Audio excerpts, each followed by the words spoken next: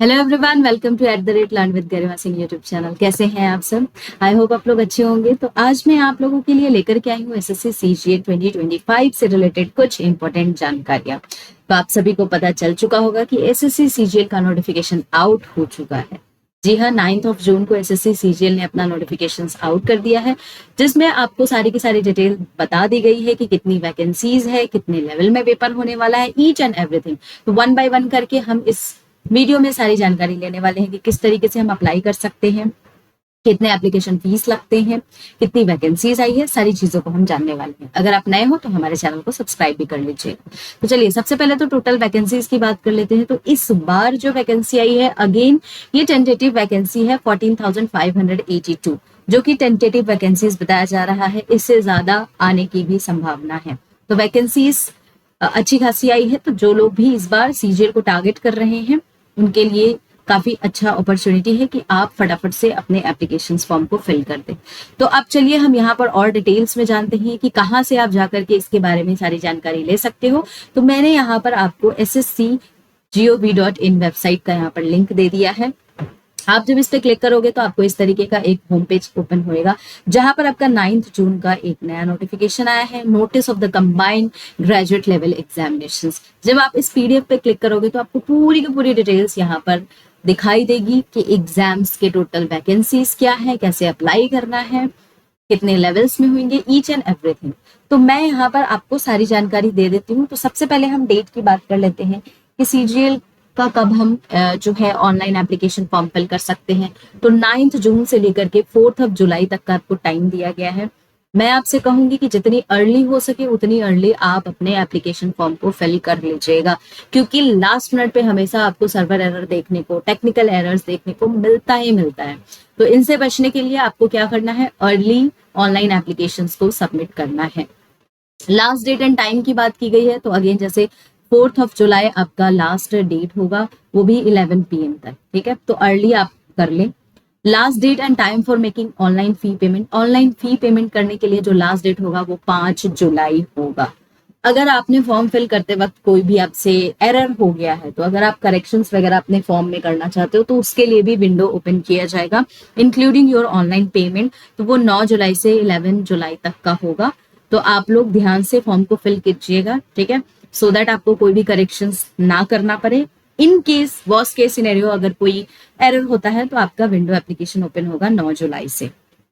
Tentative schedules of tier 1, यहाँ पर जो कि आपका कंप्यूटर बेस्ड एग्जामिनेशन होता है, 13 अगस्त से लेकर के 30 अगस्त तक होगा। ठीक है, और शेड्यूल ऑफ टायर 2 का दे रखा है, तो दिसंबर में आपका टायर 2 होने वाला है। काफी अच्छा खासा आपको यहाँ पर गैप देखने को मिल रहा है, यानी कि अगर जो लोग टीयर 1 का एग्जाम देंगे, अगर उनको लगता है कि उनका सिलेक्शन हो सकता है, तो बहुत अच्छा टाइम है आपके पास, आराम से आप टीयर 2 के एग्जाम्स की प्रिपरेशन कर सकते हैं। अगेन कोई भी इशू आता है तो आपको एक टोल फ्री नंबर भी प्रोवाइड किया हुआ है।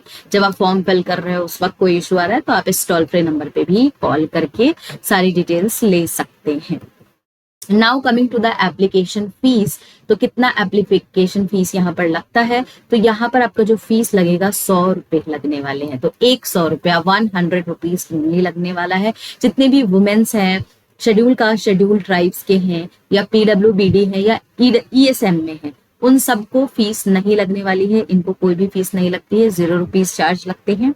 फी आप पे कर सकते हो ऑनलाइन मोड में using Bhim UPI, net banking, debit card से। ठीक है, online fee can be paid by the candidates up to 5 July. ये मैंने आपको पहले बता दिया है कि 5 जुलाई तक आपको क्या करना है, फटाफट से अपने पेमेंट वगैरह को सबमिट कर देना है।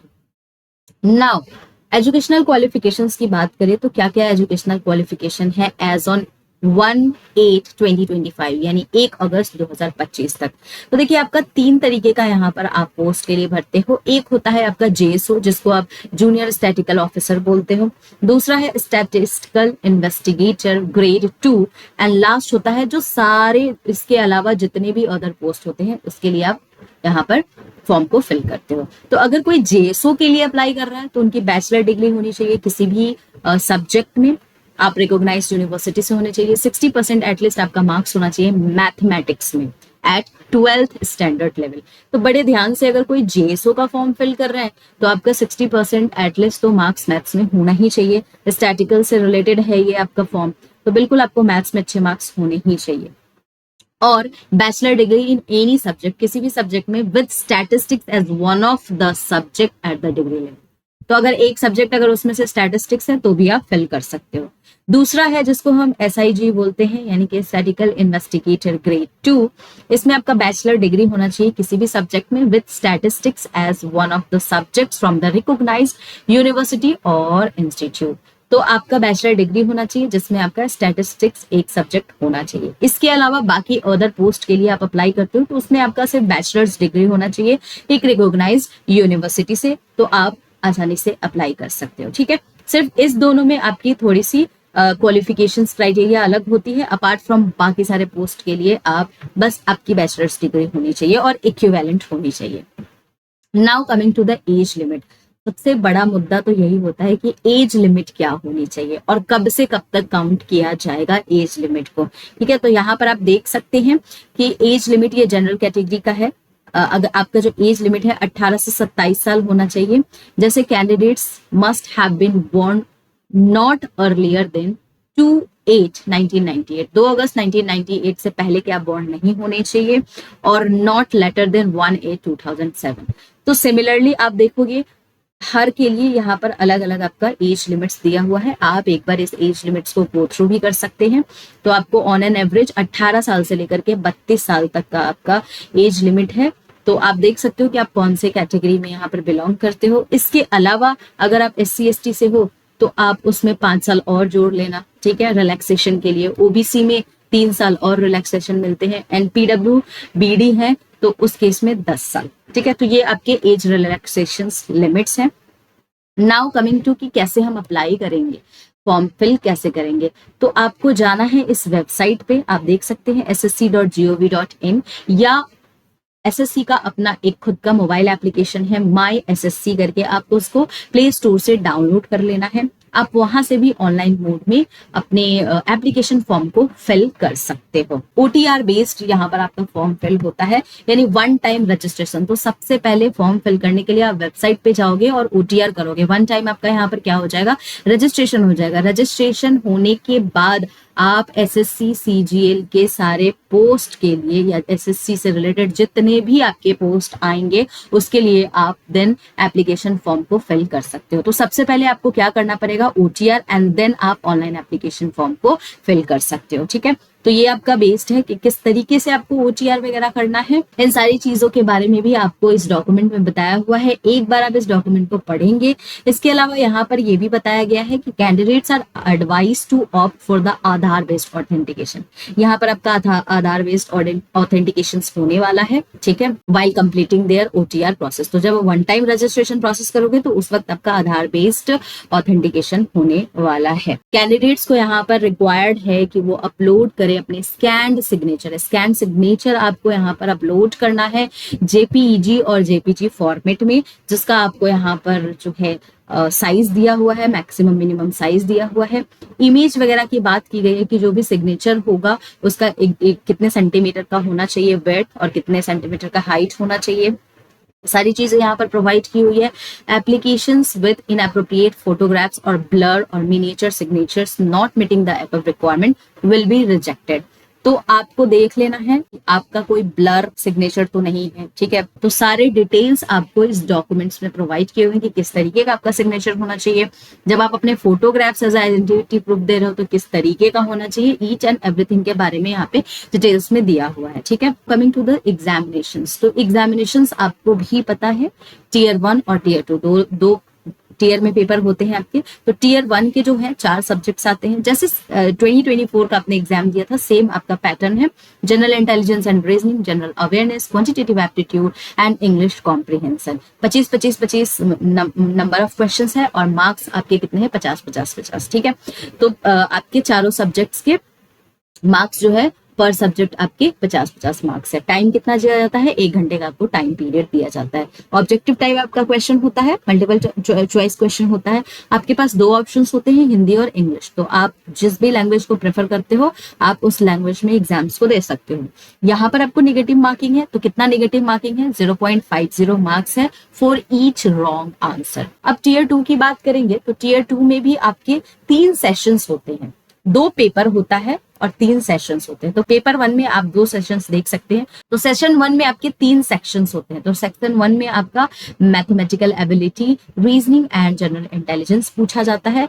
दोनों ही 30-30 नंबर होते हैं, क्वेश्चंस, नंबर ऑफ क्वेश्चंस 30-30 होते हैं, यानी टोटल हो गया 60। और पर क्वेश्चन आपका कितना है, 3 मार्क्स का है। तो टोटल अगर सेक्शन 1 की बात करें तो 180 मार्क्स के आपका सेक्शन 1 होता है, जिसमें एबिलिटी और रीजनिंग पूछी जाती है। 1 घंटे का आपको टाइम स्लॉट दिया जाता है।